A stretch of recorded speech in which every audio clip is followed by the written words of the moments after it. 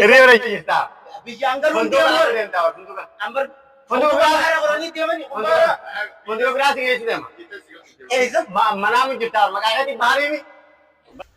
السلام عليكم ورحمة الله وبركاته. الشمار كفوني هردفتوتا في خبجمتوتا خينيا والله نقول قافتشون ورانتنا باي تقول فاتا مال دبتشو دفي يجون كيسنا فانكبو جتشو arraantana ammoo dubbiin jabtuudhaatu fiiguutti jira jechuudha.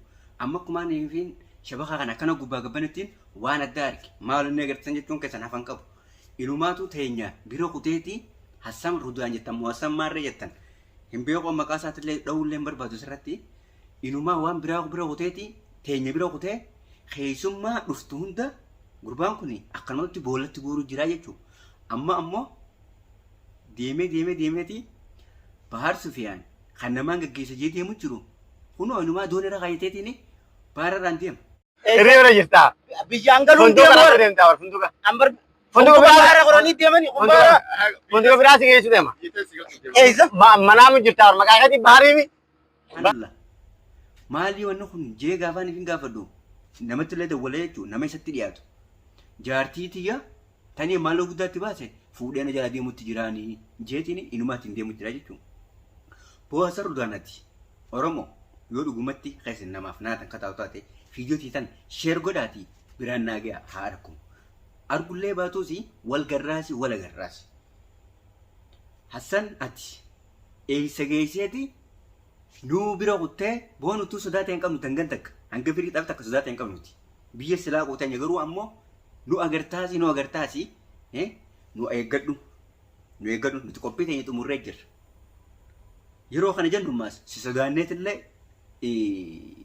asirra teessee nu dhaate taallee miti no waan ati gadhiifte sana jechuun illee haa namni isa argu shaayii jechuudhaaf waraabutti jirra malee sii galee ati xurxurummateetti malee silaa dhiira taate nu haduraan itti jirtu kana bira kuttee keessummaa dhufte tabiyyan beeyne fuutee akka garteen gootu boota eessa geessu summii sharaaban namaa neeyxee itti arabaa hojjoltaatee fuutee ittiin deemuu dandeessa eessa geesseeteeti. Oromoo fi jettu sanuu Oromummaan ta'e tanaa miti afaan Oromootu hin beektu ati habaalaati afaan Oromootu silaa beeyte afaan sirrii haasofte fiidiyoo teessan namni argee ni jira Oromoo akkuma fiidiyoo sin agarsiisu tanatti ni ilaala. Akkasitti dolara kuma sadiif lubbuusaa dhabe. Amma bakkaan hangeessuu deemu cirben isa baase cirbe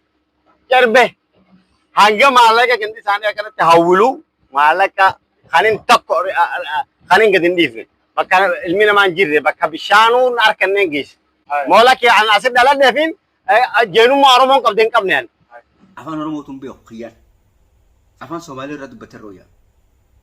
Xiqaalaa Somaalee ta'e xiqaalaa Arabaa ta'e nuti waan beeknu hin qabnurraa.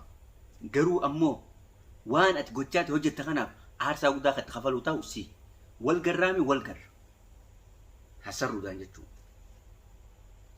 Boodii yeroo taate gabbuu itti akka namatti dirree deemiti nama barbaadi nama qabi. Hurruma keessa deemtee nama hin qabin.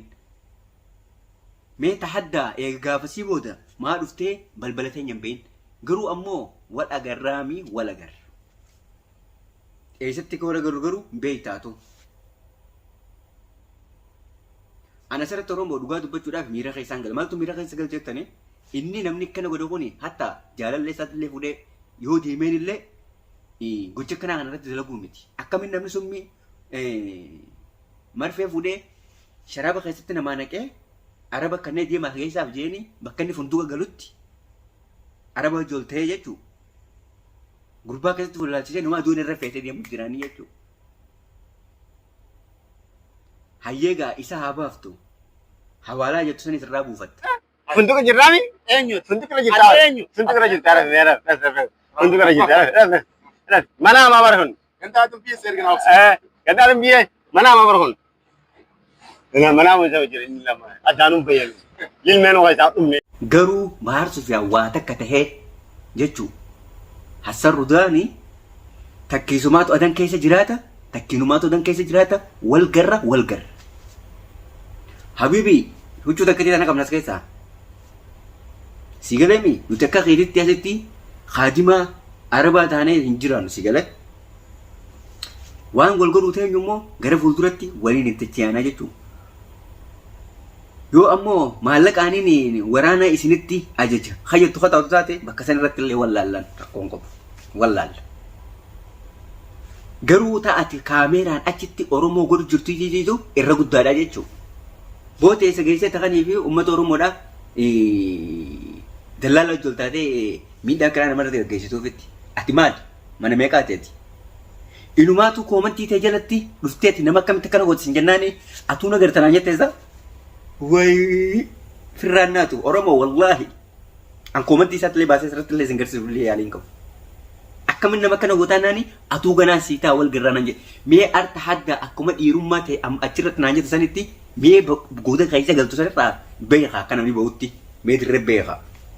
Dukkanan deemini dirree beekaa wal garraa. Ati dhalaadhaatu dukkana keessa deemee nama miidha nama reeba jechuun kiyya dhalaadhaatiitu dukkana galee namaa wajjin biyya nama facaasa. Ati akkasi akka dhalaa saniiti dhalaa san hundeessu dhalaa sirra wayyaadha.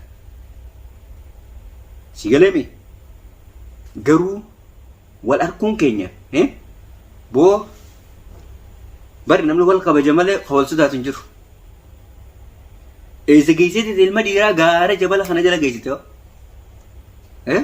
bari gurbaan san bakka hin beekne malee silaa lafa beeke sirraa dalagaa bar sirraa dalaga wallah garuu nama lafa hin beekne keessummaa argatte. Namuutu gabeeta bakka beeku qaba mire achis lafa irra dhalatee irra dhiichifte. Garuu immoo ati lafa irra dhalatee irra dhiichifta mire nuti immoo lafa irra dhufnee irra turree itti as geenye gartee san irra dhiichifna wal garra. Goda ati seentus ni beeyna akkuma ati goda nuti seenu beeytutti jechuudha. Si galeemi uumaa takka shakkin waliif teenya. Oromoon tanii isin dhaamu viidiyoo tiisana sheer godhaatii biraan naa gahaa. Haa argu viidiyoo tiyyaati.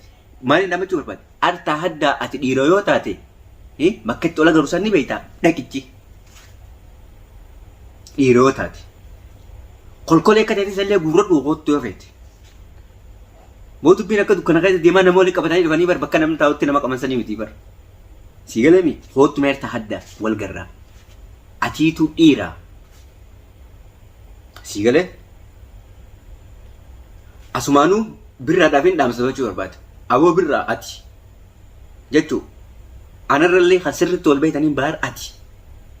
Gurbaa kana waan as keessa deemaa jiru kan gaafa inni hin dhufa seenjuu san namaan qaceelchuu deema gaafa inni jiru.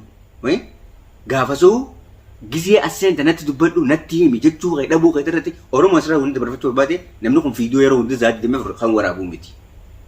Si galee miti yeroo dhufusanis an gurra kana hin dhagaa.